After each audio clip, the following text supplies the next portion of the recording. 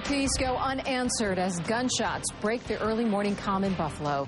Good afternoon. The overnight gunfire sent one person to the hospital and came just hours after two vigils for two victims of weekend violence. News 4's Michelle McClintock joins us with that story.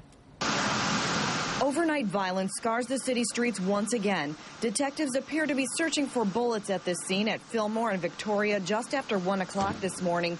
Just blocks away at Fillmore and Kensington, police say a woman was shot in the hand. She was treated and released from ECMC. Both of these scenes are on the east side of the Queen City.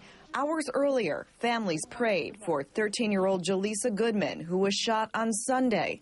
It's sad because stuff like this just shouldn't happen to kids. Like, I wouldn't wish for it to happen to anyone, but she's only 13, you know. The energetic young teenager who is described as full of life now clings to life at ECMC. It's just ridiculous the way things are going in our community and in our city. There are still many questions about this act of violence. Her family especially wants to know why a gun was fired inside the home Jaleesa was visiting. If this was truly indeed an accident, which I believe it was, I wish the person who did this will come forward. Across the city, another vigil for a life cut short.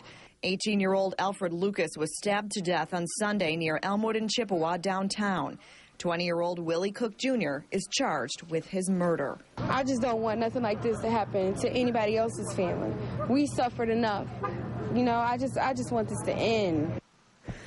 Now, authorities are still investigating, but they say they're making progress in the shooting of 13-year-old Jaleesa Goodman. If you have any information, call or text the confidential tip line. That number is 847-2255. Reporting live, Michelle McClintock, News 4 at noon. State authorities want you to be on the lookout for a parole violator who should be considered armed and dangerous. 33-year-old Carlos Fonseca is the subject of this week's Warrant Watch.